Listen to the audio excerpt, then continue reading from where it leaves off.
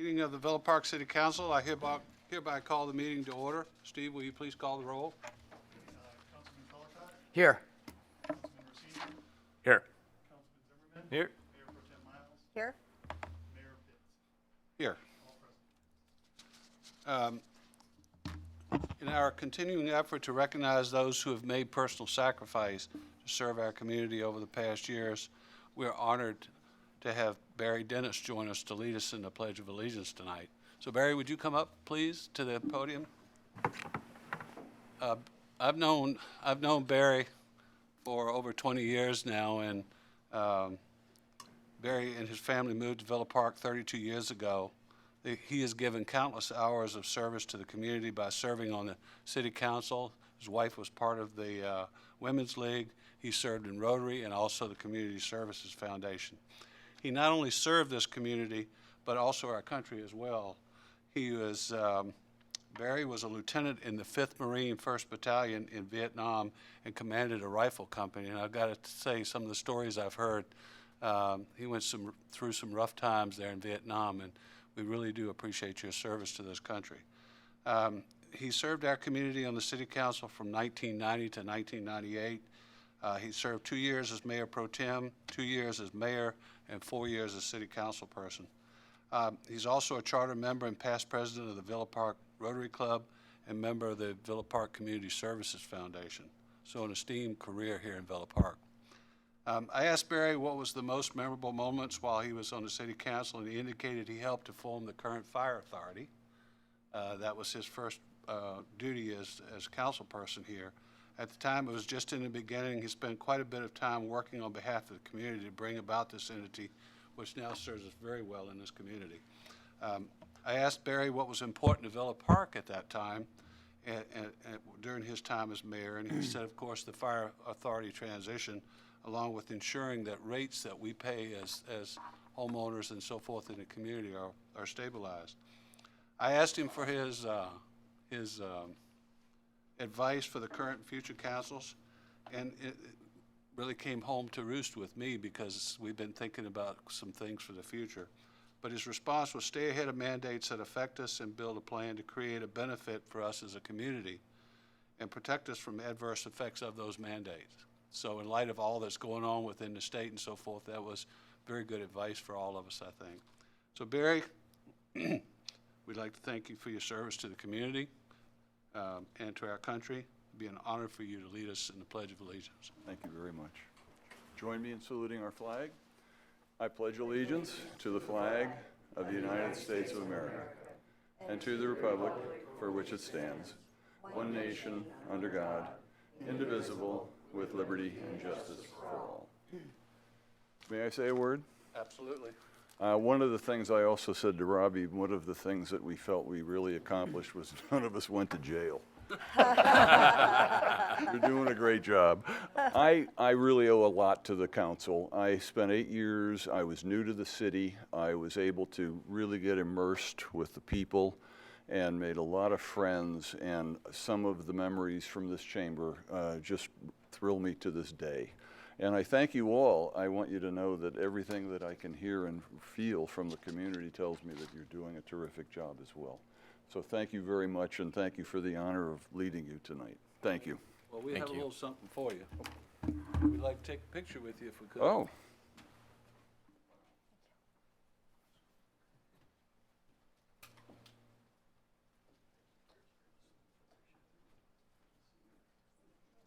Very small token of our appreciation. Thank you so much. Thank you very much. All you do for this community and also for our country. Thank you. Thank you. Thank you very much, Bob. Thank you very much. Thank you, everybody.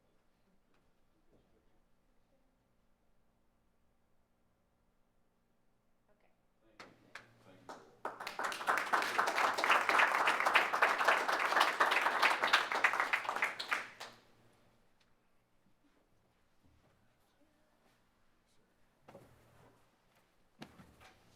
Oh, thanks. I'm falling into it. Thank you. Sorry. Okay. Now, I'll call on our city City Attorney to report out any reportable actions from the closed session held earlier this evening. Thank you, Mayor. We did discuss the 2 items on the agenda, one significant exposure, one a public employee performance evaluation, city manager, and there's no reportable action. Okay, thank you. Thank you, and at this time, I will ask all those in attendance to please silence your cell phones or turn them off if possible. The Villa Park City Council and staff welcome you to this meeting, and we encourage your participation. If you wish to address the City Council, please complete and submit a speaker card to the city clerk before the scheduled meeting. Speaker cards can be found in the back of the room. Speakers will be limited to a period of 5 minutes. So first, we'll start off with our presentations. Orange County Sheriff Department.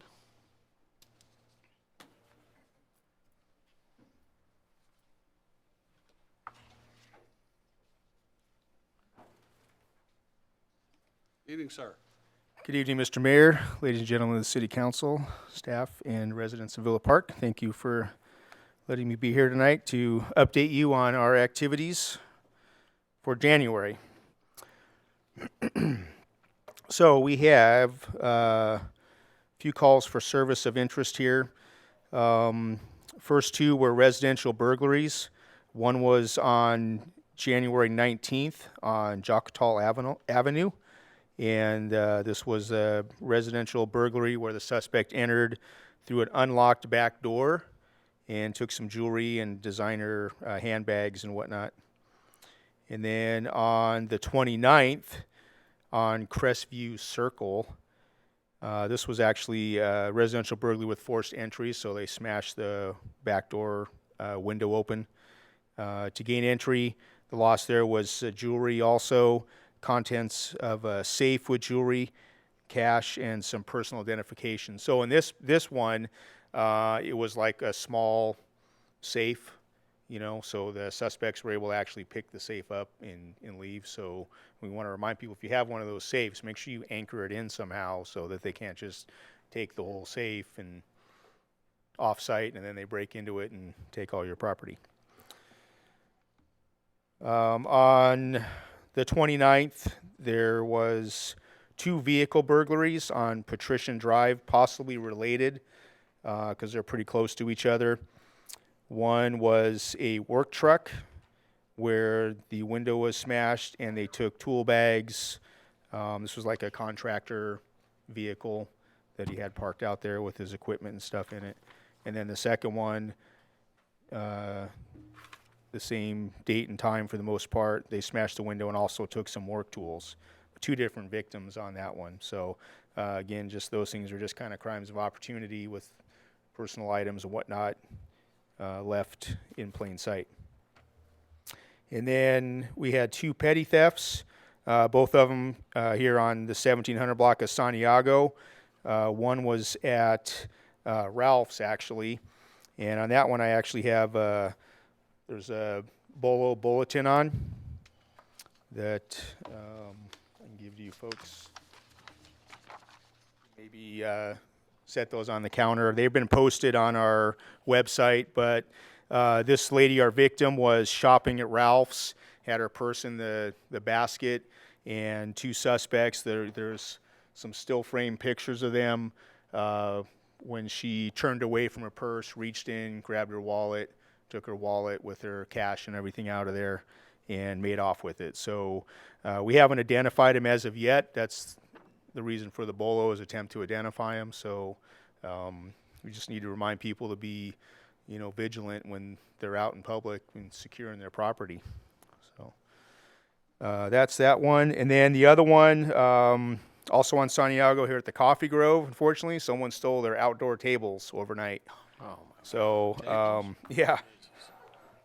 That's what I say when I read it. I'm like, really?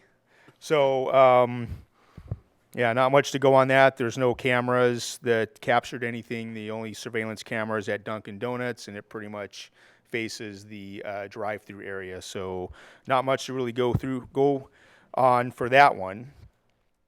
So this was out of a total of 369 calls for service. So pretty active month. We had 1 traffic accident on Villa Park Road and Center Drive, where the one driver actually ran a red light. There were no injuries, fortunately. And we issued 3 traffic citations and 3 parking citations. So that is it. Any questions? No, sir. Thank you. Okay, thank you. Chief?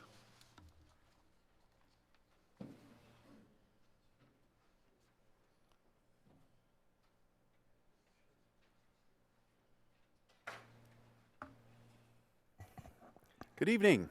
Evening, sir. Over approximately the last month's time, from today back to January 28th, we've had 43 calls for service and no fires in Villa Park, all medicals and traffic collisions. This month I would like to highlight what we call EDIF, exit drills in the home. If there is a fire in your home, either detected by yourself or a smoke detector, and by the way, make sure those smoke detectors are tested at least monthly and the batteries are changed out every 6 months when we change the clocks. The time to get out is when you hear that. Please have 2 ways out of every room in your home and make sure everybody knows that. If you are in a room and you are trapped by fire outside of that door, keep that door shut, put towels to clog up the cracks, and call 911 and get yourself out one way or another. The doors inside of our houses under direct flame contact are designed to withstand that fire for 20 minutes. So it buys you a little bit of time. Those are what we call hollow core doors. The solid core doors, the ones that we find from our garage into the houses and our front doors, are designed for at least an hour. So every 24 seconds, a fire department in the United States responds to a fire somewhere in the nation. A fire occurs in a structure at the rate of every 63 seconds. And in Orange County, statistically, our #1 cause of house fires is unattended cooking. So please don't be distracted and stay with your cooking at all times. And hopefully you're a good cook. Any questions? Anyone? No. A comment. Go ahead. So several months ago, you made a comment about the neighborhoods where we had been improved in that a lot of the roofs had been changed in the area. Yes, sir. We had a few remaining thatch roofs out there, and you called them a unicorn, at which point my wife said, "We have a unicorn." So I wanted to let you know that we now have a different kind of unicorn. We've replaced our entire roof with the solar glass roof from Tesla. So it's actually, if you go look up, there's some really great video of firefighters working on getting through the solar glass roof. They're essentially metal panes with solar embedded in some of them. But one less thatch roof in Villa Park. So Terrific, terrific. And that's, as you've seen today, we've got some wind, and we've got wind throughout the rest of the week. And right now, our threat is not brush fires this time of the year. As you guys can tell, the houses are still, or the brush is still green. Our problem is if we get a house fire, the embers from that house fire can blow from roof to roof to roof.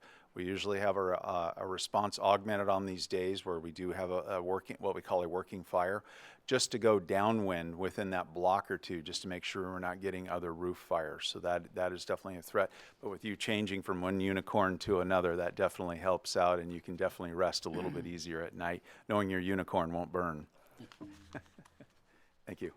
Thank you, sir. Okay, Villa Park Library. Shauna?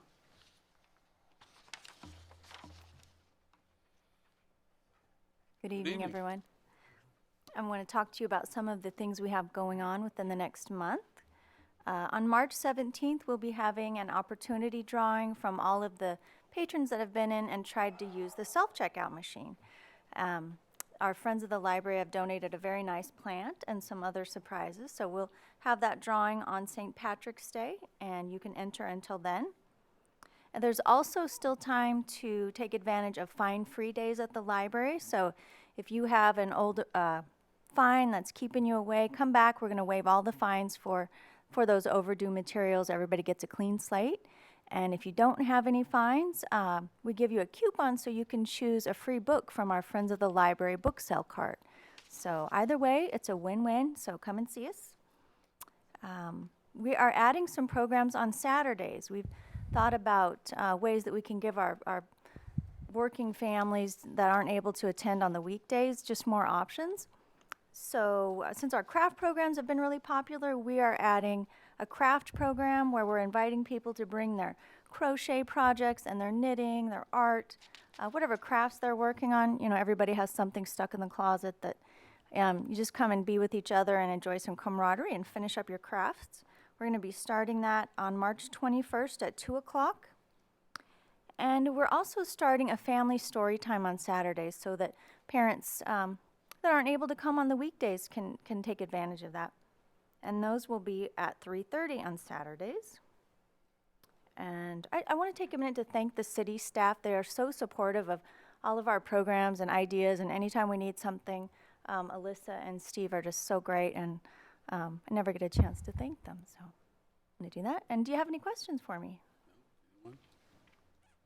Okay, thank you. you. Appreciate it. Okay, now we'll have council member meeting attendance reports. County mosquito and vector. So we just had a meeting last week, and I got to meet with Pino, who was our field rep, and he and I are going to be touring the city and different locations. That's him in the middle. Very knowledgeable, not only about mosquitoes and different methods to control the mosquitoes, but about our city. And I could mention someone's home, and he knew exactly what I was talking about and who I was talking about. So he's very well versed. He's been with the Orange County Mosquito Vector Control District for 25 years. And he and I are going to put on some boots, and we're going to go around to different locations in the city. But one of the things that I was able to see is the different methods of how they are fighting mosquitoes, both your Aedes and, everything from two. So I had some pictures. So the first one that we, go back, yeah, sorry. So this truck and this method will go in riverbeds or along, like over by the reservoir if they have to drive along the path there. That's what this bed, there's someone that sits in those two seats with a backpack and sprays. The next slide. This is for our storm drains. So it's yellow because usually you'll see it parked in the middle of the street because they're actually injecting the insecticides down into the storm drains. The next one. This is for our the rain gutters, and this is only for standing water that has been there and not clearing. So if it just rains and you see water in your gutter, you're not going to see them. So it's only in the areas where certain cities, and they actually said our city was very good as far as not having standing water after a rain in the storm in the rain gutters. And so we probably wouldn't see that truck very often. And in fact, the gentleman that does run that truck in our area lives in Orange and says that he constantly drives through VP, and he has not yet seen, we're talking like days after the rain where it's still standing there and now it's brown. So we don't have that problem. And then the last one is a very new technology, very expensive. It's actually called Whisper Mist, and this is going to attack adult mosquitoes, so it's an adulticide versus the other ones were all larvicides. They call it a whisper mist, but the thing is incredibly loud. So unfortunately, yeah, I thought that. They turned it on, and I was like, whisper mist?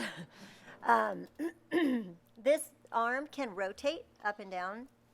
This is going to end up going more in your large areas like Back Bay and swampy areas. They said you wouldn't be seeing this around our street because of the noise. It's very loud. And I said, well, what if we requested it? Yeah. They said the only time would be if we did have any active cases of dengue or anything like that. So hopefully we never see this, but those are the 4 tools along with having their service representatives. And I just wanted to share those pictures with you. We also got to see a presentation from Dr. Kenneth Dobson, and he has discovered that there is a bacterium, and I have to get this right, Wolbachia, that is very common in a lot of the insects, and for some reason with the mosquitoes that carry dengue, if he infects the male mosquitoes with this Wolbachia bacterium, it renders the cytoplasm in the embryo incompatible, and it makes them fertile. So they did a test up in Clovis. Infertile, right? Infertile. What did I say? Fertile. Infertile. They did a test up in Clovis, and the results were a 95% reduction. So some of your mosquitoes, they can lay up to 400 larvae in a night. Yeah, and their lifespan is 2 weeks. So it is, however, extremely expensive. And for a 2 square mile, if you were to infect these male mosquitoes, only the males, it's $600,000. So, but it's highly effective. So we got to see that presentation, and I think there's going to be discussions on seeing what we can do down here for some of that. But it's actually not a linear. You wouldn't have, like, if you did 1 square mile, it's 600,000, 2 square miles, it's 1,200,000. It's actually kind of more like a pie. So it's extremely expensive the more you broaden out. And it's hopeful that as technology increases, then of course the cost will come down. But please, I will be out with Pino probably in 2 weeks. There are some homes that have been identified both by some past overhead aerial views and houses that he mentioned to me that I had no idea about, and then some that I was aware of. So if you see us, make sure and wave. So we're going to get this addressed. Thank you. That's it. Thank you very much. Great report. Good job. Orange County Sanitation District. Okay, we had 2 meetings of the Orange County Sanitation District since our last meeting. We had a meeting of the Board of Directors on January 22nd and the Operations Committee on February 5th. Most of the agenda items that we discussed were routine operations and maintenance issues, purchase of new vehicles, and other routine matters. There is one major project that we're getting kicked off, and that is the modification of the headworks for plant number 2 in anticipation or to support the final expansion of the groundwater recycling system. Plant number 2 is the very large wastewater treatment plant located in Huntington Beach right along the Santa Ana River. And currently all the wastewater from that plant is discharged out to the ocean. The plant receives 2 waste streams. It receives regular municipal waste from the areas closer to the ocean, and it also receives the wastewater from the Santa Ana Regional Interceptor, which is an industrial wastewater line that comes all the way up from, actually all the way down from Redlands. And because the wastewater coming down the SARI line, as we call it, is highly saline, the water is not, the resultant commingled wastewater is too saline to go to the groundwater recycling system. So what we're doing is we're beginning the modifications of the headworks that collects all the wastewater before it goes into the plant, and segregating those 2 waste streams. And so that the water that comes down, wastewater that comes down the SARI line will be discharged out to the ocean, and then we can treat the municipal wastewater and ship that off to the groundwater recycling system. So we'll have more wastewater that we can recover and make available for replenishment of our groundwater basin, and also maintenance of the seawater intrusion project along the coast. So those are the 2 big projects, or that's the big project going on right now. We do have some other projects you might have seen around town. There's you'll notice that State College Boulevard's all torn up. We're replacing a major interceptor that comes down all the way down from North County. And we are embarking on a project to replace a force main that I described at our last meeting, coming from Seal Beach all the way down to Westminster. So that's what's going on in the sanitation district. Cool, thank you. Orange County Fire Authority. No meeting for this month. Our meeting will be in 2 days, Thursday. Okay. Thank you. Orange County Library Advisory Board. Yeah, so the Library Advisory Board met on June 16th, and I have not given that report. This was the state of the library for, there are 4 meetings during the year for the Library Advisory Board. Actually, there will be a bonus meeting for me this year, but I'll get to that later. So they discussed at the the state of the library, some of the projects they've done this last year. And I don't know that we've talked very much about what other libraries are doing. I know I've highlighted how our library fits into the larger system. One of the things that they wanted to highlight in particular was the deployment of self-service laptops in many of the branches, where they are trying to use the space in libraries in a more forward-thinking way. So we've got technology coming into a space of books, so you might create some more open space, and then you'll use technology to supplement that with laptops. And there's some issues about making sure the laptops are secure, some interesting IT problems that I was fascinated by. The technology aspect of what goes into a library seems like a new thing, where libraries are all very much in our old school. The technology aspect that adding on to it really supplements that. So the combination of the two, I think, really goes well hand in hand. And as we try to tie the two together, it makes the libraries a continuing useful space. So the additional news I have is that I was selected to be on the executive committee for the OC Library Advisory Board, so we'll have another meeting to talk about budget. And I will bring additional reports back on how the money in the library is being spent. Excellent. Cool, thank you. Thank you. Back to you again, City Schools Advisory. We had a City Schools Advisory Board meeting yesterday. So I actually got a cool presentation about the facilities updates that are happening around Orange County, Orange Unified School District. We in particular talked at length about the Villa Park High School track, the delays and the progress of that being less vital towards what's next. So as they're looking to open that back up in May, they actually may be looking to come and talk to us in April in preparation of that and give us a little presentation here at our council meeting. There was some extensive discussion, big meeting, but we highlighted a lot of the stuff in Villa Park because the Orange Unified School District really is looking at Villa Park as a special case. They've identified how our residents interact with the school and how the school fits into our community as something that's different. And it's different from almost any of the other districts in our county, where we have a high school with a track that's been just refurbished that our community wants to be able to use, that we want to be able to participate in that space in our community. And so that concept of a joint use permit is something that works very well, for example, over at Cerro Villa, where the Little League cooperates in maintaining the grass and doing some of the work there. But it's been kind of less set in stone with our current facility at the high school because it's been dirt and grass for so long. Now that they've spent millions of dollars to upgrade the track, there's a concern about how do we maintain it and how do we make sure that first it's serving the school and the students there, and then also how does it fit into our community. So there's some really great dialogue, and I think I was really encouraged that the school district has considered Villa Park and thought about our community.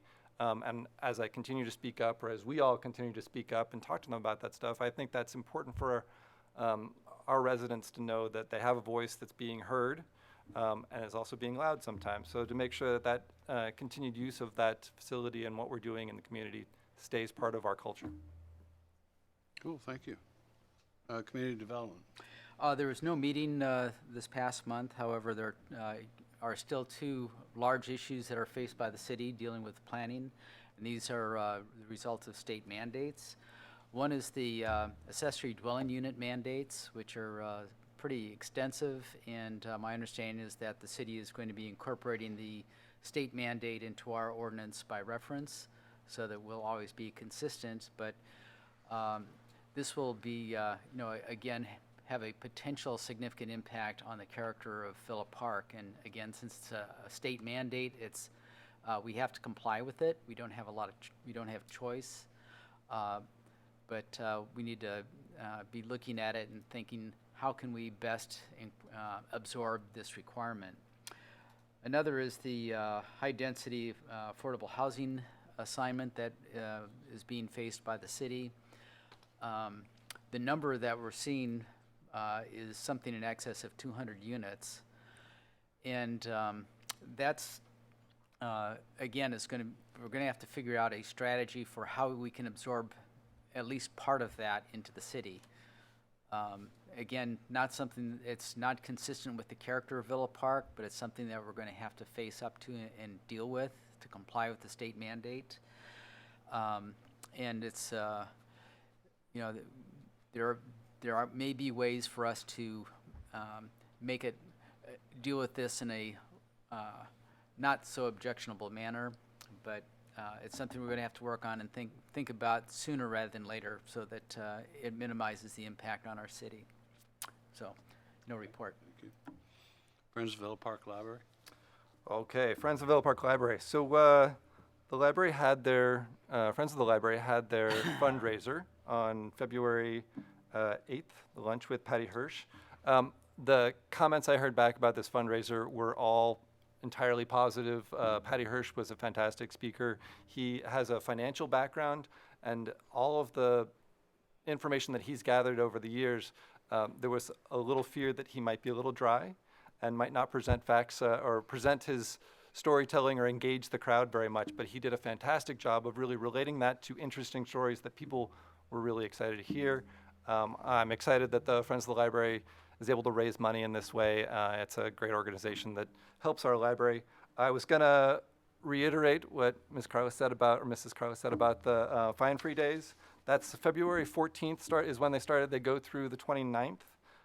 So it's a great opportunity to come bring old books that you were worried about the fine on, bring those back. It's a great way to get our community or people that have maybe lost touch with the library to get back engaged with it. So I love that this program has been sponsored and then pushed through and made part of our library as well as many others. So I just wanted to highlight that. Cool, thank you. Infrastructure Management Advisory, No meeting? Investment Advisory, There was a meeting, but unfortunately I was unable to attend. okay. Law Enforcement Advisory, No meeting. Bridges at Kramer Place. Is that the fun? Okay, all right. Ladies first. There's no meeting until March. The Villa Park Community Services Foundation did meet last month. I was unable to attend. I was a little under the weather. I do understand in talking to some of the folks there and also from the minutes that considerable amount of the dialogue was around the budget for this upcoming year. And also, we're very, very thankful that we got two significant donations, one in December, one in January, that have been really, really helpful for the foundation. So I really appreciate that. But the next meeting is tomorrow night. So. Anything else? Okay. At this time, members of the public may address the council on any off-agenda items within the subject matter jurisdiction of the council, provided that no action may be taken on the off-agenda items unless authorized by law. Opportunities will be provided for the public to comment on each agenda item at that point in time. Comments are limited to 5 minutes per person and 30 minutes to overall comments. Steve, do we have any speakers? Not on any non-agenda items. Okay. Steve, at this time, I'd like to step a little out of order if we could, and bring forth two agenda items, because I noticed that there's quite a few folks in the audience, and rather than make them all sit here and wait and go through the entire agenda, let's, with all respect for them, let's move number 9 and number 12 to the front, please, Okay. this time. Hearing no objections from anyone here? No.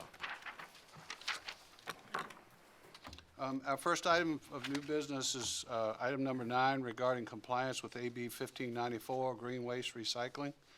Steve, will you give the staff report, please? Right, this item is consideration of a potential rate adjustment that was submitted by Republic Services resulting from their new composting processes that are mandated again by the state as part of AB 1594. We've had some discussions on this in the past, and we've sent out a letter to all the residents basically explaining this. I'm happy to go into it, but basically we are complying with Republic is complying on behalf of the city of a state mandate that no longer allows us to take green waste and take it to landfill and get credit for it as alternate daily cover as recycling. So now we have to take that to a composting facility. Republic has, in a nutshell, has found a way to deal with it. They'll be taking it to a location, drawing a blank right now, Chino Hills, Agromin licensed facility. And in there, they've indicated there's additional cost. The contract that we have for a franchise agreement with Republic allows for a discretionary increase. We've had some discussions, significant detailed discussions with Republic. We subsequently had a consultant, HF&H, explore and review those rates that were posed. Our consultant has indicated that those are reasonable and reasonable rates that are being, and consistent with those rates being charged elsewhere. So the item before you today is basically to address the proposed rate increases that would be implemented in Villa Park regarding this implementation. So there's two ways. One of the items that you would have to do is not only approve the rate increase, but then decide how you would like those rates distributed, the costs. We have two ways that are being proposed. One would be based on the total number of residential dwelling units, the cost would spread that way, which result in incremental cost of $5.90 per home, or based on the total number of residential green waste containers, which is about 2,500, which results in incremental cost of somewhere in the range of approximately $4.38 per residential green waste container. So at this point, it's up to the council. We've had some discussions regarding this in the past with each of you. You've seen the reports issued by the consultant, and we have advised every member, every resident in Villa Park in our Villa Park zip code has received information regarding this. So we believe the council's done due diligence. It's now a matter of policy. I believe Dan Kavner is here from Republic, available to answer any questions that the council might have. So with that, Okay. Council members, do you have any questions of the staff? No, not staff. Not staff? but she has, I think. I have a question for Oh, Dan. Dan? Is there anyone from the public that would like to comment on this item before we call? Wayne?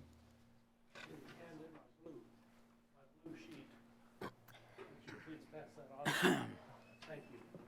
I'm Wayne Selzel, here in Villa Park at 18202 Montana Circle. And on this issue, I got the letter here a day or so ago, and I probably am a little premature, but they may be answered by Republic. But I noticed that the math on this, we have two alternatives that you're going to consider. And I'm sure each of you have looked at those alternatives and are ready to make a decision. But for the public's sake, I thought it was interesting that there's 1,926 built or residential units in the city. And of those units, they would increase the cost to $5.90 per home per month. That's the increase. So that total would bring them in an annual income of about $136,000. Their quoted cost by the purveyor that would do the actual green waste manufacturing or rehabbing would be $137,000 or $135,000. So they would, through that method, would offset their cost, and that's all they're asking to do. Under the other method, which is why I'm here, there's 2,593 containers out there, green waste containers. That's out of 1,926 houses. That means that at least two containers are involved with 667 houses. Well, on those, they would only charge $4.38 per residential green waste. Well, I don't know about my neighbors, but I have two, and it's not really a money issue, it's more of an income issue. I would give up one of them because I just have an occasional time when I need both. And you know those times in Villa Park when the wind blows. So I would probably dispose of one of them, and to just avoid, I don't need to pay $4.38 for 11 months when I don't need it. Well, however, if everyone paid that, if every one of those 667 paid it, they would pay they would gain a revenue of $2,921 a month. Well, that's only $35,000 a year. So Republic appears willing to accept $100,000 loss to get the green waste out, and that's really kind of confusing to me. Obviously, our residents would like to save the cost and let those who are actually the green waste users pay the bill themselves and leave everybody else's alone. So your decision process, to me, looks like there's either an error in here, or there's some very honorable, good subcontractor that's willing to give up $100,000 a year. No, I think if you did the math, it's $4.38 per 8 cents. container, multiplied by 2,593 containers. And that factors out to about 100 range of 145 or 1,000 or so. So the math, But if only half of them, if only half of them, no, that is the actual number of green waste containers. okay, So so that that's is- the total number. That is the total number. So it's not half, those are all green waste containers. And if I'm incorrect, Dan, is that correct? Is that correct? Yeah, so that is the number of green waste. So if you multiply that 438 by 2,593 times 12, you end up, Still get the 135,000. they still approximately equate their cost. I just yes. did this afternoon, so I'm supposed to know, I'm in the finance business, I'm supposed to know the numbers. Actually, I was figuring that only about half of them would be used, the rest of us would turn in the extra one. So that'll cut their income down. So the question is, does Republic have a cap on the amount they can charge? Or when they discover a shortfall by method number 2, will they do a rate increase to those of us who have only one container? I think that, That's the question. We have- Council, I appreciate it. Thank you, sir. Do you have any other? no, I think now would be the Anyone else appropriate time like for from Dan to add public to the counter. Before we introduce our, Dan, you want to come forward? Talk a little bit about this for the public? Thank you, Mr. Mayor and council members and staff. I'm here to answer any questions. I can start with that particular question or others that you might have. Yeah, that's fine. And I think the council person here has one for you, too. Okay. I'm fine Pro if Tem. you'd like to answer Mr. Selzel's first, that's fine. Yeah, there is a risk that the 600 or so folks that have a secondary container may turn them in, and that's just a risk it's an unknown risk. We really don't know what that factor is going to be. We hope that all 600 don't turn them in, because that is kind of factored into the math, but if they do, I suppose that's going to have an impact for us from a revenue standpoint relative to the cost of the program. But that is a specific rate that would be so that in answer to the question, that rate would not change Right. if more people turned it in. right, correct. So it's a capitated rate. If I think that answers the question. Correct. Okay, thank you very much for coming. I was contacted by a resident today. Her name is Lois Stanger. She lives on Montana Circle and has been there for 47 years. She actually made me aware, and I did not know this, I've only been here for 16 years. Apparently there are 2 different sizes of these containers. She happens to have a smaller size, I guess the 64 gallon. Right. Most of us have the 96 gallon. Correct. So are you willing to make any discounts for those older residents that have the smaller container because it's a weight, mobility issue? Is there a discount available? Yes, so there's really 2 answers to that question. So first of all, when we first rolled out the program decades ago, whenever it was, we offered both the 64 and the 96 gallon 3-cart system. We did that because a number of people, indicated that the 64 gallon may be too large and too heavy to too cumbersome to move around. So we offered both, but the price is the same for both 3-cart systems. However, we also have 18 residents that have 18 residents that have a 64 gallon yard waste container. 11 of them have it through what appears to be the regular 3-cart system, and we have another 7 or so that have a 96 gallon or a couple of 96 gallons plus a 64 gallon. So what we kind of discussed today is for those 18 folks that we would do a 2/3 price, so $2.91 versus the $4.38 if we're talking about the container pricing, to make it 2/3, which is roughly the capacity difference, 64 gallon versus 96 gallon, and then kind of cap those extra 64 gallons at the 18 so that we're not continuing to add extra carts with the 64 gallons. That would be fantastic, because I know she was very concerned. Not only did she live on a fixed income, but she expressed that she didn't feel, and I can agree, that it was fair if she doesn't produce the same volume as the 96. Right. But she understood there had to be an increase, but just, so I appreciate you working with us on that. But to reiterate, that is a grandfathered system, so no Correct. one can come and say, well, I want a 64-gallon one, so that's it. And once those residents turn those 64-gallon containers in, then that program for them is back to the original, whatever we decide today, right? So I just want to clarify that rate adjustment only applies if you go to an application of cost based on number of containers. If you were to go to a residential dwelling unit Right. distribution, the rate discount would not apply. Right. Is that correct? Right. Correct. Yeah, it's the one So that goes that's just for per- clarification purposes.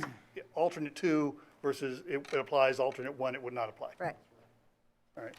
Thank you. You're welcome. Any other questions? Questions? No. Questions? Okay, great, thank Okay, you. thank you, Dan. Thank you. Bring it back. Is there anything else, any comments or anything from the council? Do I hear a motion? I'll make a motion Okay. to go with number 2 with the Caveat. caveat about the 64-gallon grandfathered containers. So if you would authorize us to tweak the agreement, that proposed draft agreements that's attached here, to go ahead and execute that with that tweak in there, and I can work with council and Republic to ensure the wording is accurate among us, if that would be the authorization that we would seek as part of the motion. That's what I'm trying to say. Second? Second. Before we vote, Mayor, I assume that's okay with Republic? Yes, yeah, because we're talking about 18 residents, Thank you. Okay. Thank you. So it's time to vote.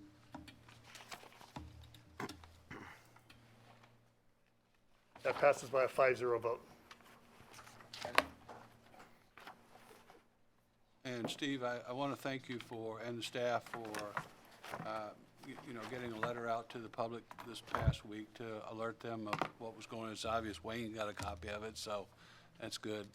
That we did make an attempt to let everyone know prior to tonight so that people could come and voice their opinions and talk about it prior to the meeting tonight, so.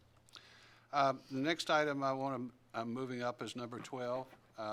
We'll discuss the reconfiguration appointment of the 2020 City Council Committee assignments. I want you all to know that when I sat down and looked at this, and I know this is a mayoral privilege that takes place every year, I did it through an analytical set of lens. I went back and I actually looked at a lot of the previous council meetings and looked at how many times meetings were held. I sat down and had an extensive conversation with Steve and staff regarding how much staff time we were utilizing for all the different committee meetings and reports and so forth, and the fact that we have to, produce minutes and so forth and so on. So my decisions were not made lightly as it relates to these committee assignments. I did put a lot of them in an ad hoc basis as opposed to doing away with the committees, because I felt like there was still applicability to the city, and felt like that the chair leads could at any given time hold a ad hoc meeting. Obviously, any decisions that were to be made would be brought before the city council for decision-making purposes. So I had hoped that we would still continue some of them, but just not consume a considerable amount of city staff for those individual meetings. So I just before we start, I wanted you all to understand that I did not do this lightly, and I did give it considerable analytical thought. I think I shared last year with each and every one of you that were on previous council, the spreadsheets that I had put together and so forth to do that. So, and also one change that I want to make tonight in terms of a recommendation is I'm going to recommend that we keep the LEAC committee as part of the city committees. So that's the one change that I'll make. The rest of them will be, and also to Councilman Collicott's point earlier, there is a new committee that I've suggested that we form, because I'd like to work with Bob to ward off any of these mandates that, come up with creative ways with, including going maybe possibly to Sacramento to meet with the housing folks up there to plead our case on behalf of Villa Park. So there's a lot of things there that I think we need to do to be aware of and to work on together. So I asked Bob to join me on that council as well. So is there anyone here from the public that would like to speak on these committees? We have actually, for the record, we have a number of responses that have been electronically filed, and I want to record for the record. We have received email notification, which has been shared. I can distribute it from, I'm going to mispronounce it, but Mary Ellen Yark, I guess, she's a Mayor Pro Tem City of Cypress, regarding this item, agenda item, has been shared, and in that her concern was the appointment of Councilman Colacott, the continued appointment to him to the Sanitation District. We received an email from Mr. John Whitman, resident of Villa Park, who expressed concern regarding the Law Enforcement Advisory Committee, the maintenance of that as a regular committee. He is a former member and chair of that committee for multiple years, I believe, since it was inception. And that's recorded for the record that he asked and advocated that it be maintained. We also received an email from Mr. Whitman regarding another item, which would be the appointment again of Councilman Colacott to the Sanitation District, and his expressed desire that he be continued in that appointment. Again, these are all on file. We received an email from Mr. David Shaver, who is the chair of the Sanitation District, who expressed his desire to have Councilman Colacott again reappointed to the Sanitation District. Copies of these are all available to the have been sent to the council, but I bring those up for the record. We received an email just recently, right before the meeting, from Deanna Fastanelli, who basically expresses her concern and was in support of the mayor's recommendation on the appointments to those committees. We have then also two people who have submitted blue slips to speak tonight who are there. The first of these is Donna Buxton.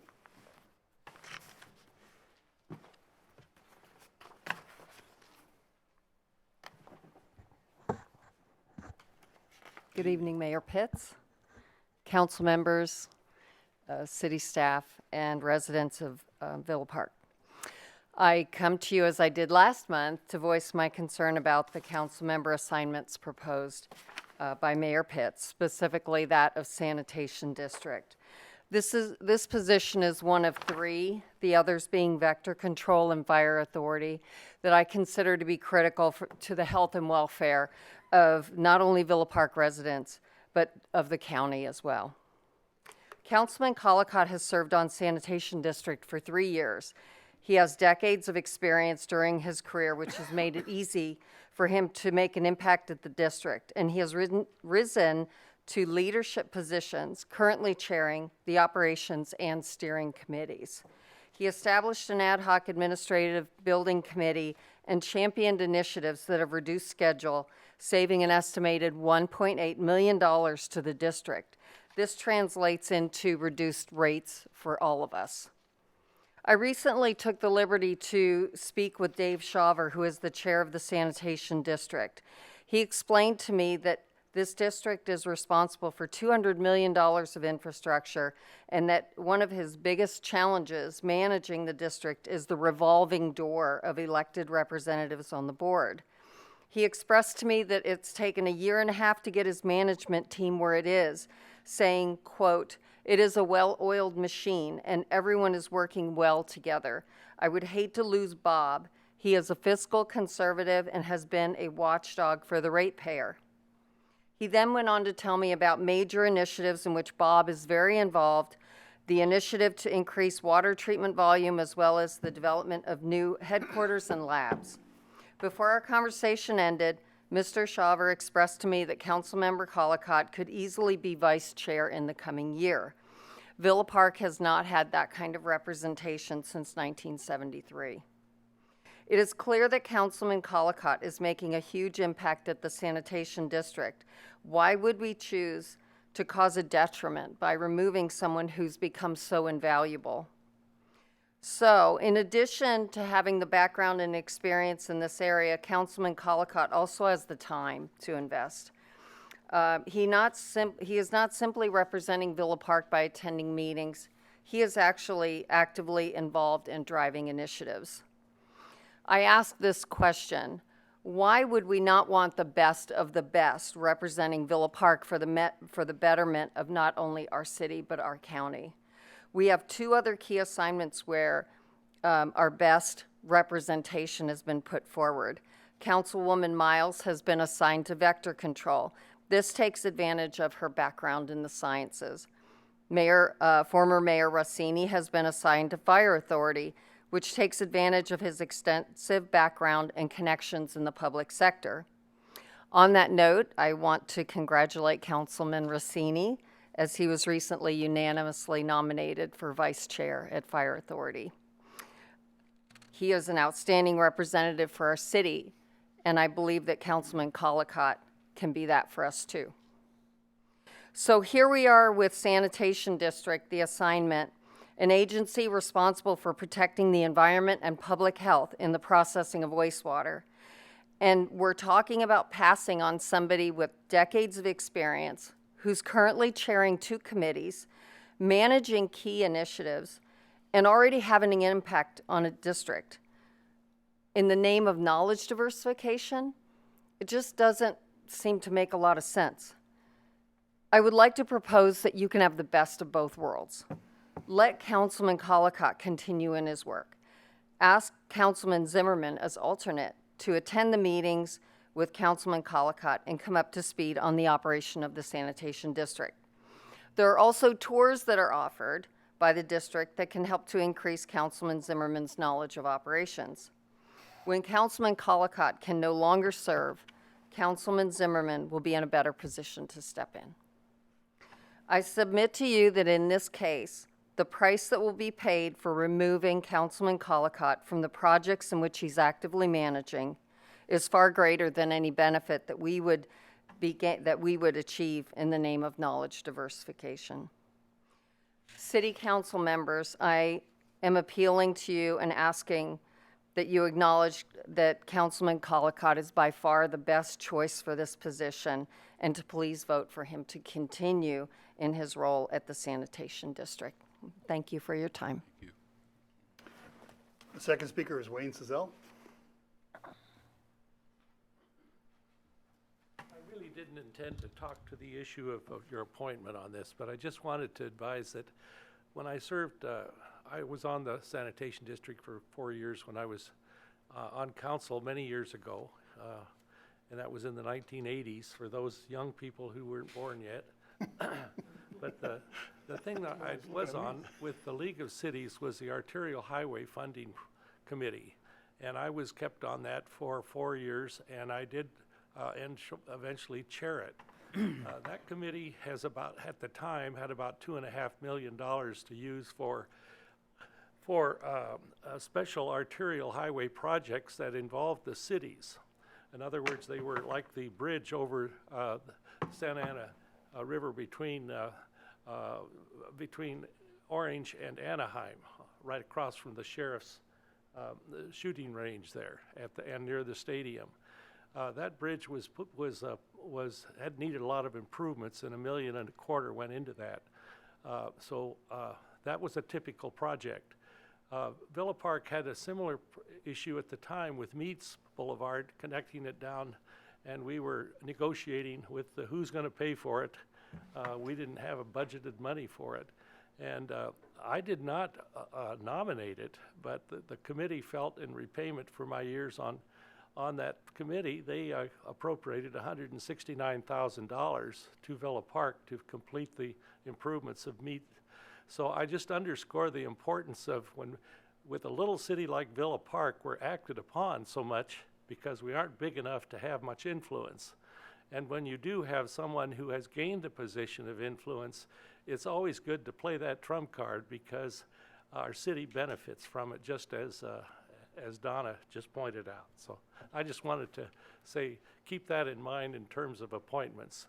I'm sure you will wisely decide on your own who to put where. Thank you, Wayne. That's all the speakers we have submitted with blue slips. Okay, I'll bring it back to the council. Are there any comments, questions? If I may. Go ahead. So I'm going to say a couple things about this, and hopefully we'll get to a point of good community here. So First of all, I really appreciate all the comments that are said about in favor of Bob. I highly respect his years of service and all the knowledge that he's gained.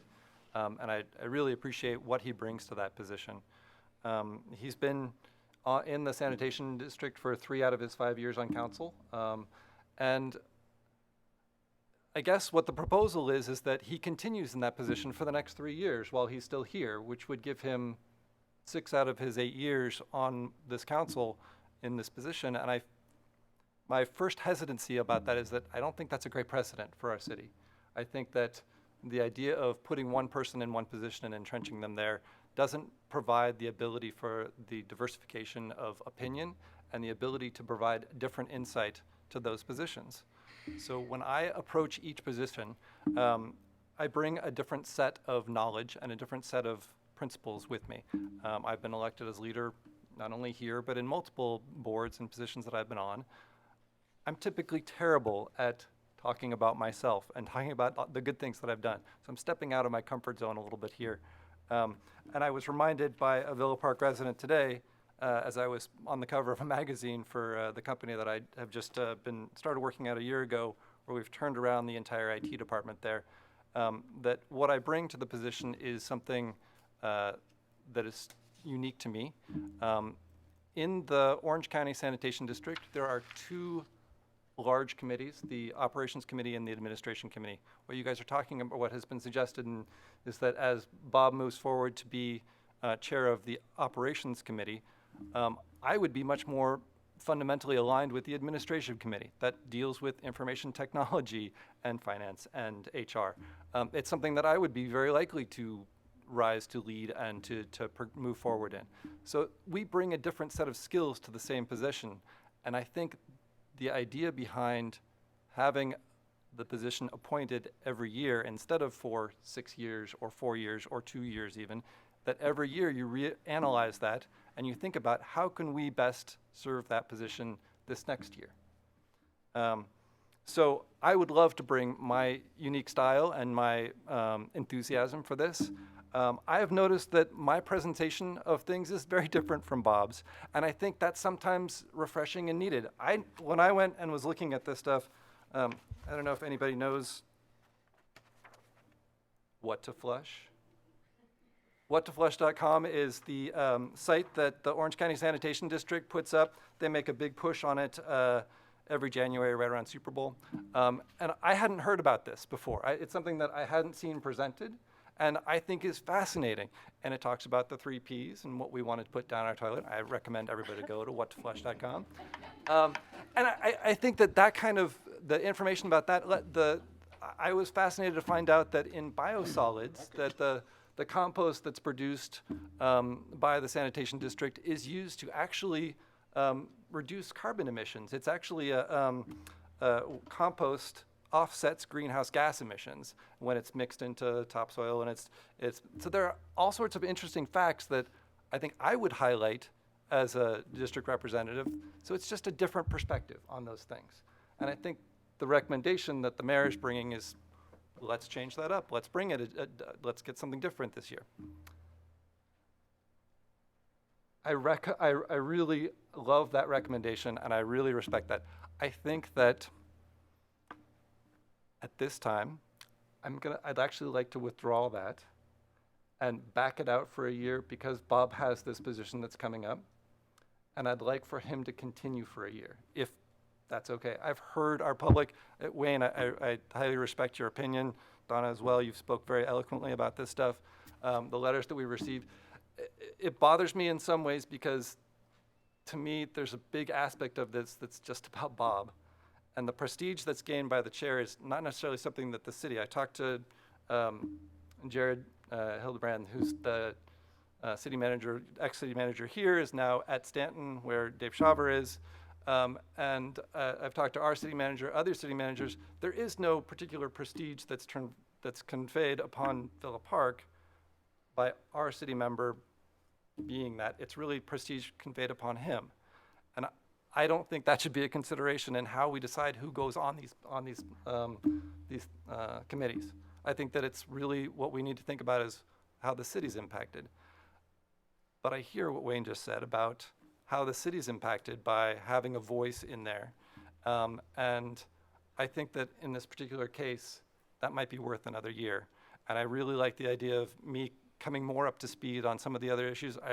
When I went to the state of the district last year in October, I sat with Bob and we walked around and he introduced me to several people. We really came up to getting to know what was going on in the district. I was fascinated by the technological improvements that have been made and the forward-thinking projects and how they've planned out what's happening in the few years. I'd love to continue to talk about those things with the community, but without creating a problem, especially with the guy sitting next to me. I have to sit with him every day, so or not every day, but so I'd really like in the spirit of kind of bringing things together, and maybe that I talk too long here, that's my recommendation, is at least in that one position that I might acquiesce for a year. Are you the alternative? Are you I suggesting? would love to continue as an alternative, per the suggestion that was out there. Comments? I have a comment.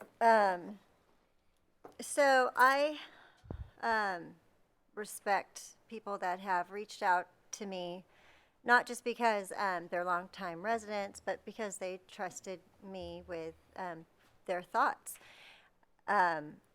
I respect Bob and his position and his knowledge, and received letters from some of the committee members whom I've never met. And I had all this coming in, what should we do, what should we do? Well, I think I've made it really clear when I first ran that I was going to go off data and I wasn't going to pick a side. So I did some homework. So I went back randomly during the time that I have been on council, and I queued up some of the past council meetings where we are giving our committee reports, and went back and watched the portions of sanitation district. And a lot of information is in those reports. I picked May, I picked August, I picked February. Then I went to the sanitation district website, because I had never done so, and I went and looked at some of the meetings and the agendas. And what I was looking for is just one hint or evidence that showed me that the representative of Villa Park had a higher weight than any other representative for any of the other cities. So there are 25 board members on the sanitation district. One of those is represented by the Board of Supervisors. 4 of those are represented by water or sanitation people. And the other 20 are city appointees from Anaheim, alphabetically, to Villa Park. And each one of those chair positions are weighted the exact same. So when I was hearing all the comments and reading all the comments, and have no doubt that Bob's knowledge of storm drains and water and whatnot are very instrumental and very important for the county sanitation district, I wanted to know how it was impacting Villa Park, and was that position impacting Villa Park over another city, such that any one of us could serve on that board. So in looking at the agendas and the meetings and the minutes, I could not find evidence anywhere where the position of vice chair or steering committee person had any significant impact on any of the decisions made by the board of directors of Orange County Sanitation District. Then I wanted to find out, well, what are they discussing? Are they discussing anything specific to Villa Park? That's where I went in and looked at the agenda and the minutes. There's discussions on the force main from Seal Beach to Westminster, engineers moving to new quarters, new buildings being built, lots of projects like groundwater replenishment, routine operations and maintenance issues, lots of those.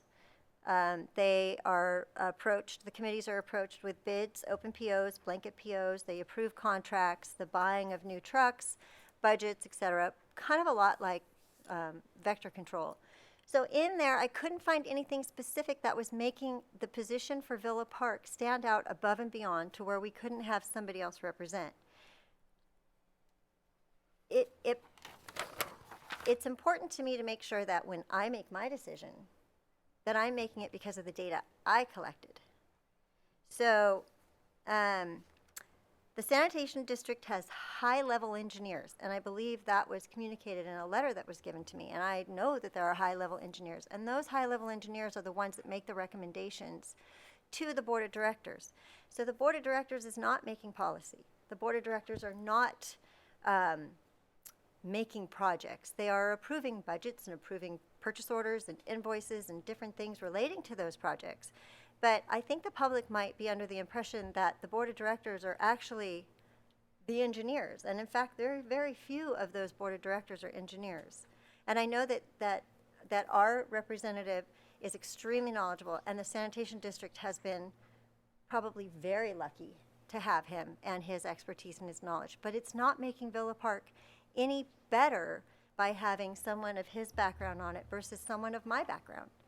So I was a little taken aback by, in my opinion, some pressure of we should keep him on because of his expertise. I couldn't find anywhere where his expertise is making Villa Park better than any of the other cities. So, let's see, the sanitation district has a high-level engineers that bring forth items for approval. You do not have to be an engineer, and in fact, not many of the board of directors are engineers. I respect Councilman Collicott's 3 years, but cannot find where his expertise specifically benefited Villa Park residents above any other city. So there were some recommendations that of your committees that I didn't really completely agree with. I think as Mayor Pro Tem, my role is to express. Some of them I didn't agree with, but I do support that you are mayor and this is your job. I am glad to see that you have made LEAC a permanent standing committee, and I am willing to go forward with your recommendations. Steve, do you have something? I think Bob wants to say something, then I'd be happy to say something. Okay, why don't you go first? Okay. I just wanted to commend Mayor Pitts for all the time and attention to detail that he has put forth on this. I've spoken to Steve at length about this process.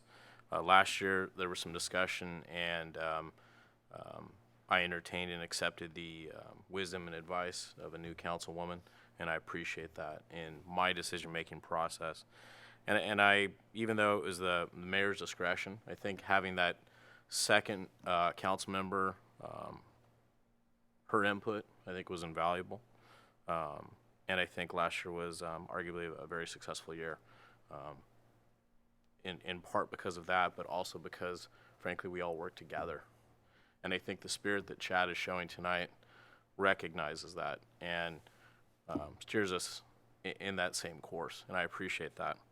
I respectfully disagree with some of the points you made, having more experience, and I've seen him in action and his knowledge, and even though he can be, with all respect, a little long-winded and verbose and scientific, I know for a fact he has made a difference at the sanitation district.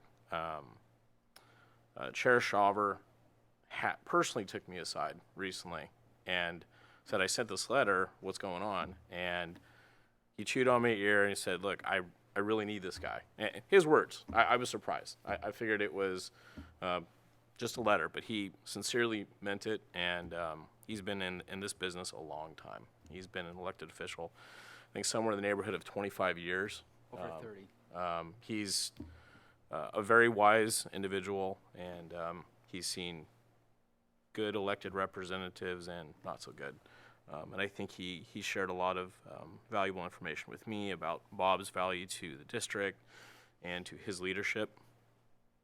And Bob's scientific background, I think, is really second to none when it comes down to water. He has a keen mind for pinching pennies, and it was demonstrated recently at the sanitation district. But I do welcome a change in the coming years. I agree with you. This shouldn't be something that one council member should have the entire time they're here. I think a transition has to happen. I don't think, candidly, this is the right year for it. I agree with you. I think another year of seasoning will give you that opportunity to fully get up to speed. you had a recent transition with work, and by all accounts, it's been seamless. Which is not easy, especially in that field. That's a tough field to be in, and I commend you for that, and still maintaining a healthy family life. Kudos to you. But I concur with Councilman Zimmerman's recommendation, but I just want you to know, it's obvious you spent a lot of time here, and you put a lot of thought into it, and that means a lot to me, and I think it should mean a lot to the community. So thank you. Just to reply to a couple of comments you made. Much as I'm sure Councilman Rossini will attest, when you're on the board, like he's on the Fire Authority Board, a lot of what you do is not at the meeting. It's talking with people, staff, other members of the Board of Directors to get things done, to put together initiatives. Like here, Steve can recommend certain things, but really our responsibility here as a city council is to establish policy. Just like on the Board of Directors, we establish policy. The groundwater recycling system is a golden example of that. And the development of the administration building that's currently in process is an example. Sorry, I don't want to interrupt. I apologize. Can you? I think it would be helpful to give us an example of like a policy that you just mentioned, the groundwater facility plan. How have you? What's your impact on that? I think that would elicit the. Well, currently I'm working on working with members of the board and other agencies to try to develop additional supplies of water. Right now we're working on what's called the final expansion of the groundwater recycling system.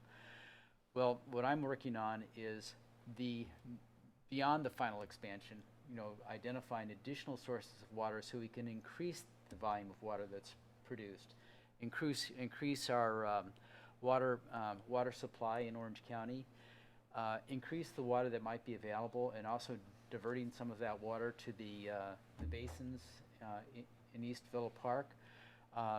Diversion of that water would not only improve the aesthetics of Villa Park, it looks kind of unsightly when it's pretty much empty, but also if we're able to divert water from the groundwater recycling system over there, and most of the infrastructure is in place where we could do that, it would also improve our drinking water quality, because basically we're talking about diverting reverse osmosis produced water. Okay, but just I'm not trying to argue here. I'm just curious because to Crystal's point, sorry, Mayor Pro Tem Miles' point, the manager of the OCSD prepares all of that stuff, and he has teams of engineers that are working on that. They would do the engineering design. Right. But the policy of working with the Orange County Sanitation District is partners with the Orange County Water District on the groundwater recycling system. So I'm working with Chairman Shawver and others, say, okay, let's see if we can find additional supplies of water, and this is something that the staff hasn't come up with. This is an initiative that I'm championing, and I believe I've identified some additional potential sources of water, and they'll do the engineering evaluation to see if, okay, what does it take to implement that, and will it really work? Excellent. Very cool. Anything else? Well, for the record, I hope it wasn't my stating for my own reasons and my own data gathering. I was willing to go with your recommendation. Does not take away. I am sure that the sanitation district values you highly, so I don't want to give the impression that I don't think you've made an impact. I think you have made a very big impact at sanitation district. So if that was not expressed, please correct that. I just want to make sure. Well, my whole point in running for city council back in 2014 was to make a difference to the city that I've been a resident of since 1981. My efforts at the sanitation district are to make a difference. Yeah, it benefits all of northern Orange County, but it also benefits Villa Park. Well, maybe if you do continue and whatever Mayor Pitts decides, I would like to hear in the reporting how it applies to Villa Park more. Fair. I want to commend you on your analysis. Well Whose? done. Yours. Oh, I think that was impressive. I know, it is what you do, but it still deserves, Listen, I'm used to her because she used to be on the foundation, and trust me, when there was a decision to be made, she went right by the numbers and very analytical about it. So I appreciate the insight and the thought. Steve, couple things, unless you all have something else. It sounds like we have agreements on everything with the exception of maybe Bob's appointment. Can we vote or whatever we do on the entire process with the exception of Bob's appointment? You can split it apart however you want to do that. Let's split it apart. I want to understand everyone's acceptance or not acceptance of the totality of the appointments and the way we've done the committees and so forth. Because like I said, I gave a lot of time and effort into this. This was not a light decision. And it was, a lot of the decision had to do with how much weight we put on you and your staff here and how much time we make you work after hours and things like that. So it was very, very important that we manage balance for our city staff and also for you as our city manager, because the last thing we want to do is lose you. So can we vote on,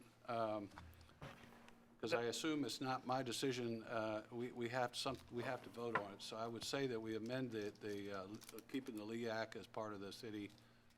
Right, so that would be, as I understand it, the recommendations would be voting on at this time with a motion, would be all those presented in your report, with the exception of sanitation district we pulled out of this motion.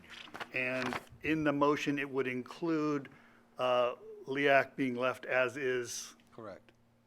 As a permanent standing committee. Correct. And that's what I moved to. So that would be President. my understanding of what the vote on this portion of the action would be. Yes. correct. Can you, sorry, can you, I apologize for stepping in right before the motion, but can you describe, when you say have staff going to the Friends of the Library or staff going to city schools, what your intention is on that, just so everybody hears that? It's ad hoc, so you can, if they have the time and effort to go there, that's fine. But it's not mandated, you're not required to have a set agenda, it's not recorded. It's, all the things that the city staff has to do to record the meetings, to type up the minutes, because a lot of that falls on that gentleman over there. So the reason for the ad hoc versus the city mandated or the city staff participation was for those reasons. Okay. I guess in terms of having a council representative go, like the Friends of the Library meets and they expect to have a representative there. And that's assigned, it says staff on that right now. Is that? It's still the chair. Okay. Previous chairs, decision whether or not to attend those meetings. Okay. Okay? That's what I Still up to understood. you. Right. Still up to you. I don't want to take away necessarily the committees, but just put them in an ad hoc fashion. So, For purposes of compliance with the Brown Act, it would mean if it's a standing committee and had regular meetings that was ongoing, they would have to post agendas, et cetera. If it's an ad hoc, they would meet on issue-specific items, and they would not necessarily have to have post agendas, et cetera, because they would meet on specific issues or topics of the day, as called by the chair of say, hey, I'd like to get together next week to talk to the, whatever group it might be.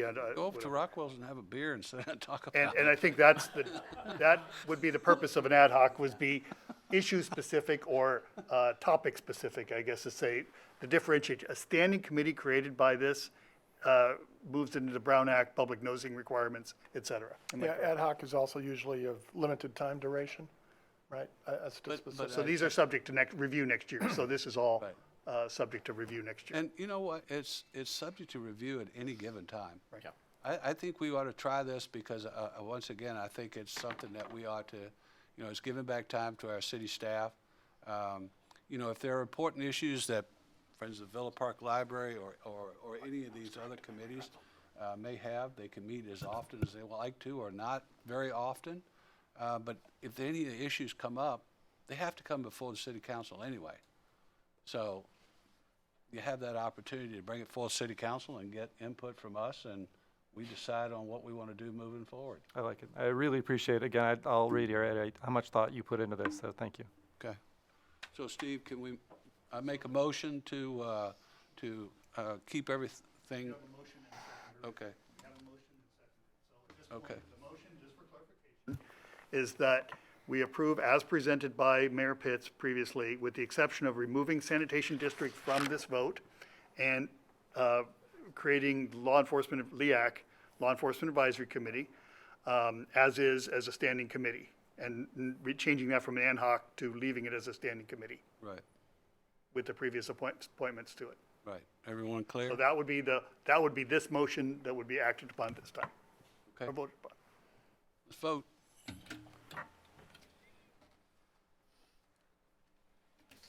That passes by a 5-0 vote. Okay. So you do have the sanitation district appointment So remaining. let's now, do I hear a motion from anyone with regards to how we handle the sanitation district appointment? So I'll go ahead and make the motion to move Bob, to continue Bob for an additional year. And I'd also like to be alternate on that as a request. Second. Okay. First and second, so let's place your vote. You have the first and second. That passes by a 4-1 vote with Mayor Pitts voting no. Thank you. Appreciate it. Thank you. Okay, thank you folks for your insight, your input. I appreciate it. Thank you for coming out. Hopefully by moving this a little forward, it didn't make you, if you want to stay, you're more than welcome to stay, but we have other business we have to attend to, so thank you. Okay, now I gotta find my way May I back just to say the. thank you? You guys are really pros. I'm quite impressed. What a reflection on the city to have a council that can deliberate patiently, quietly, professionally, like you just did. You also sacrificed, and you also did an extraordinary amount of research, and you helped the rest of the council members. I remember times when I was out of town and didn't do a good job of looking at my packet, and I had to rely on other people. You got a strong council, and we're all proud of you. Thank you. Thank you.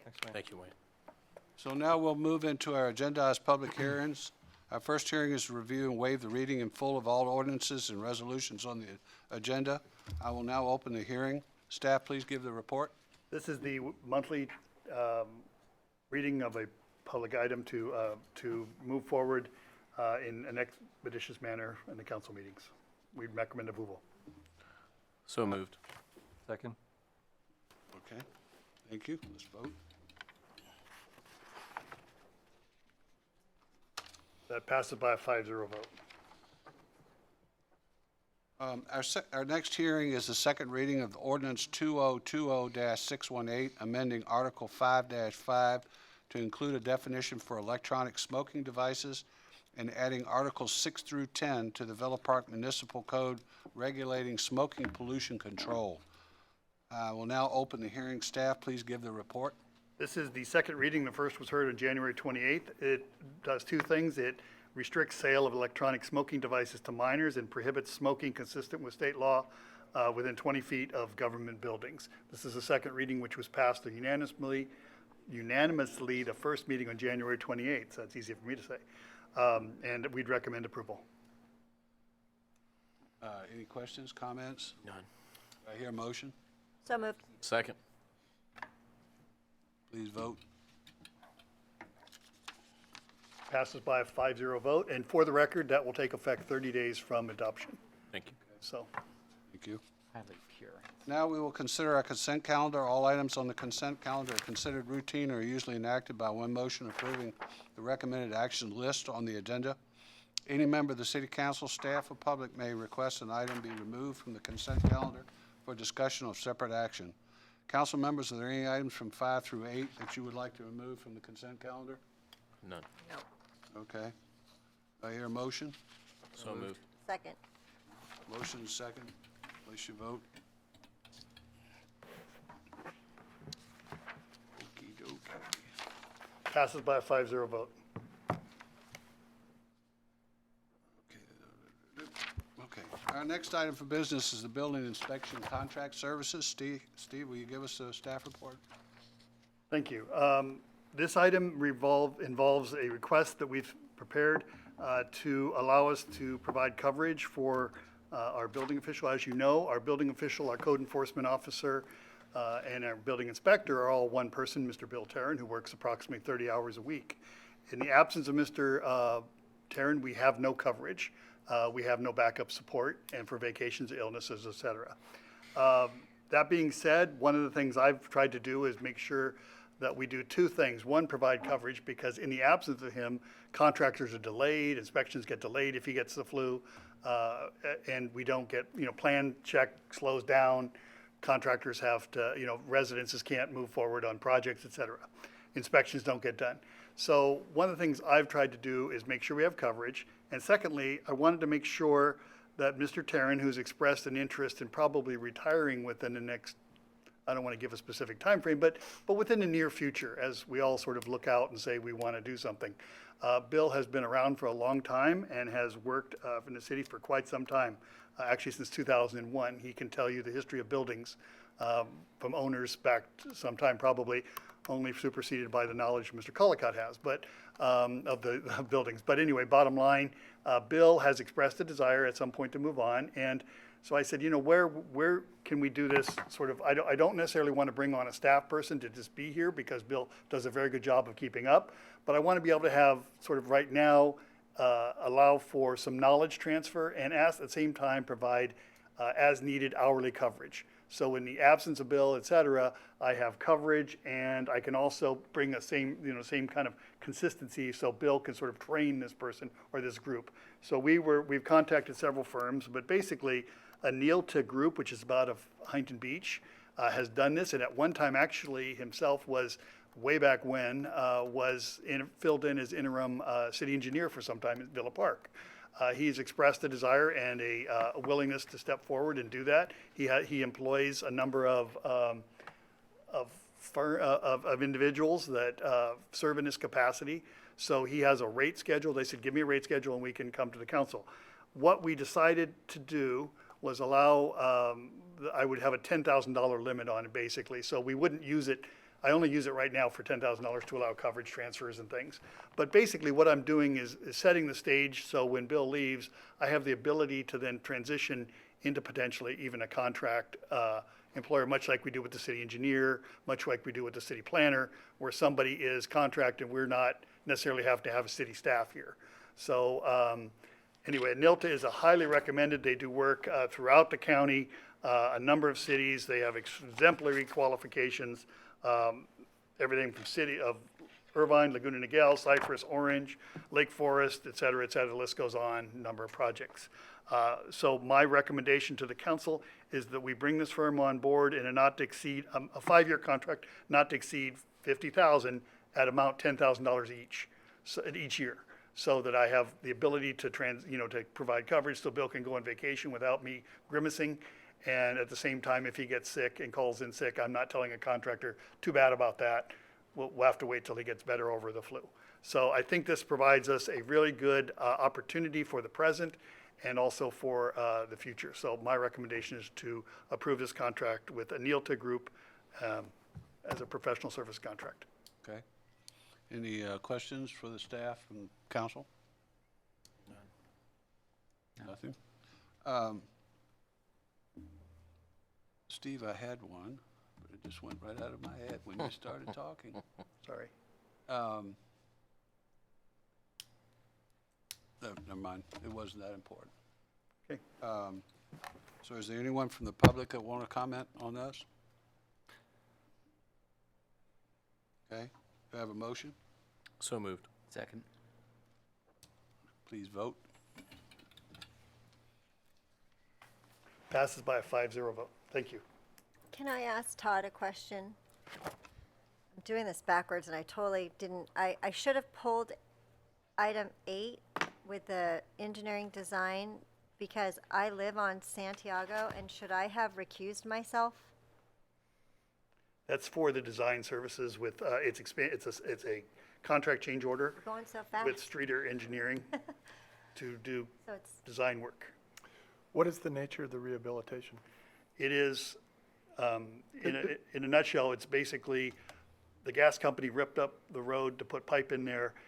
They were going to pave half of it, and we said, time out, let's not pave half of it, let's pave all of it, but let's see what the engineering would entail. And gas company, you give us the money that you would have otherwise spent, and we potentially can get the full road done as opposed to a half-checkered type of situation. So the work involved would be design of potentially redoing that entire stretch of the road from Lemon to Santiago. But it's not the actual resurfacing. No, it is not the which is a big resurfacing. At this distinction. point is to design and provide us an estimate of what it would take.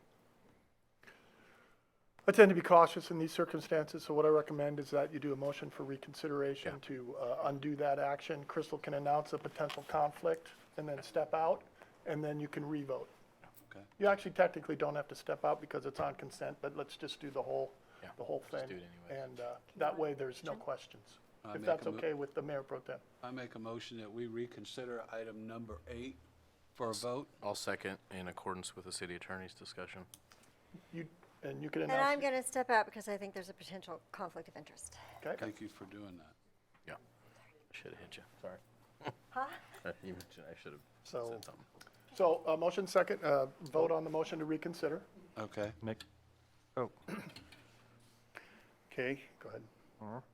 That passes by a 4-0 vote. So now there'll be the reconsideration of approving change order 1 with Adam Streeter Civil Engineers. For the record, Mayor Pro Tem Crystal Miles has recused herself in lieu of potential conflict. Okay. So moved. I have a motion. So moved. Second. Second. Okay. Please cast your vote. Okay, passes by a 4-0 vote. Steve, one thing I did want to bring up about earlier comments about the building inspection. Yes. I have a tremendous amount of respect for Bill Tarrant. I mean, he has done a great service to this city. I hate to hear that, he may want to move on at some point, but I hope you will extend him our gratitude, or at least my gratitude, for all that he does for this city. You're very blessed to have a great staff of people here that do work for us, and so tell him thank you, please. I'll pass that along. I appreciate that. Bill's he's gained a lot of respect, and he's really a valuable part of this community. I'd also like to say that you thinking about it ahead of time and planning for that eventuality and then bringing it to us right now is one of the reasons why you've done such a great job here. Thank you. Thank you. I'll pass along. Bill just celebrated a birthday on Sunday and it reminded me, and we were talking about it. That sort of prompted even more discussions. He's Oh, a little older than we think. if it's okay, I did remember my question. Yes. Is it in the budget? Are we okay? It is not specifically identified as an item in there, but in there, you recall, we develop a contingency reserve that's 100-some-odd thousand. So Okay. that $10,000 would be more than covered by that amount. Okay. And we're only using that 10,000 in the event the bill's not available. It's and- an and hourly such. basis as needed, so as you, Time and so material. actual, time and materials, actual costs, Okay. Okay. Anything else? which actually it's only hourly rate. There's no materials associated with it. It'd just be his hourly rate of the people. Okay, now it's your turn to talk about your report, city manager report. The only item, this is the monthly item that'd be an update. The only item I would add that's different, and this is sort of a supplemental item, is that the Councilman Zimmerman mentioned that the Library Advisory Board had asked that they constitute a committee of city managers. I think I indicated this before, to review the allocation methodology. Why that is significant to Villa Park, that affects the hours of operation, the amount that's allocated for staffing, and the days of the week that it's open. So I was on the county side of things when it was first approved in 2011. That agreement expires in 2021. So the Library Advisory Board was smart enough to get started on it now, and I got on this board on the other side. Now I'm on the city side, but I was appointed as one of the 7 members of that city manager group. We met for the first time, and I would just, we have a lot at stake here because we potentially are what we call a recipient city. We are not paying into that library fund with, our costs for running that library are more than the property taxes we give to the library fund. So we have a lot to gain by how that allocation formula is maintained or reconstructed. So for the record, we're there. I believe this summer, we're supposed to come back to recommendations. So Councilman Zimmerman and I will be having some pretty lengthy discussions. It's a pretty sophisticated, convoluted process. But I just wanted, for the record, it is something that potentially could affect us and the way the hours and our library system is run. We're a very unique system because we do not, those are not our county staff, our city staff. Those are county staff. We lease the library to them. We own the building, so that makes us another even more peculiar anomaly because the county owns a lot of their libraries. In this case, we don't. We own this one. We don't charge them rent. We don't necessarily get credit for that. So there's some things here that we have some leverage that I would like considered, and that's one of the things I'm going to play out a little bit. But I did want to give you that because it does have a potentially large impact for the city of Villa Park's library. Yes. In the overall discussion, I know that there are a lot of residents of Orange that, hop across the street to use our library, which is a great thing because we want it to be used as much as possible. Is that factored into this discussion? It is factored in the result that it's, without going into too much detail, the formula for how long you're open is based on 3 factors: property tax at 40%, circulation at 30%, and population at 30%. So circulation is the element that you were talking about, where the library system is established under the education code, which is different than any other thing we're used to here. But it's the education code says they're free library. It's technically, the code says it's a free library system, so anybody can use it. In doing so, everybody, that you can't deny access to it. So anybody, as long as they live in Orange County, actually anybody can get a library card to use it. So the factor that really helps us in that instance is the fact that the Orange residents use us helps us, and it creates our greater factor. So we want to have as robust a circulation factor as we can. So that doesn't mean just circulation of library books. It's information calls, it's IT hits, it's program applications. So one of the reasons, I know Shauna has indicated we're supportive. We're supportive for a reason because it helps us in the long run, the more people we have using our library. And she's done a wonderful job of expanding the programs. But you're absolutely right. A large portion of our patronage comes from outside the city of Villa Park, but that helps us keep the library open and the hours it gets. So it is attraction. The better system we have, the better it works for us. Orange, for instance, you recall, does not keep their libraries open 7 days a week, and necessarily they don't have them open all the time. So we're fortunate in the way we have our library system run. We just need to make sure our interests are heard. And as the saying goes, if you're not at the table, you're on the meal, you're part of the meal. So you want to make sure that you're sitting there and not part of the food. Anyway, I think it's a good point that you raise, and it's something that the Library Advisory Board is going to involve some active participation and lobbying from the part of Councilman Zimmerman and myself. Cool, thank you. I can prepare to answer any other questions on the other items there as well, but in interest of time, I'll just defer to you all. Comments, questions, concerns? Okay, thank you, Steve. Now it's time to hear from individual council member information items, starting with Mayor Pro Tem. Thank you. Let's see, not a lot happening yet. Excited for opening day that got pushed to this weekend, but you'll miss it. You'll be missed. The rest of us hopefully will all be there Saturday by 7:30. Little League. Big tree, Little League. Looking forward to that. And We could have had it last weekend. yeah, we I could know. have, but It's tough to tell with the we'll weather. have to talk to Sam. And then stay on the lookout for some information about the state of the city.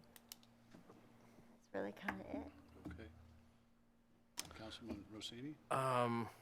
Just want to thank everybody for coming out tonight, letting us hear your thoughts. Thank my fellow council members, Mayor Pro Tem, for your time, your advice, your wisdom, your thoughtful consideration of all these matters. These are volunteer positions. These are not paid positions. I'd like to thank staff for all that they've done. Whether people know it or not, they help us avoid litigation on a regular basis.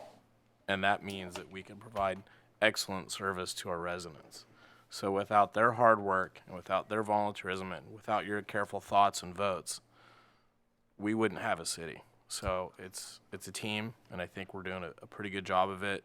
The 5 of us up here, everybody in that office over there, and our private contractors, and you, the residents. So thank you all. I'm looking forward to seeing everybody out this weekend, those that can make it, to the opening day of Villa Park Little League. Weather permitting, it's going to be a wonderful event.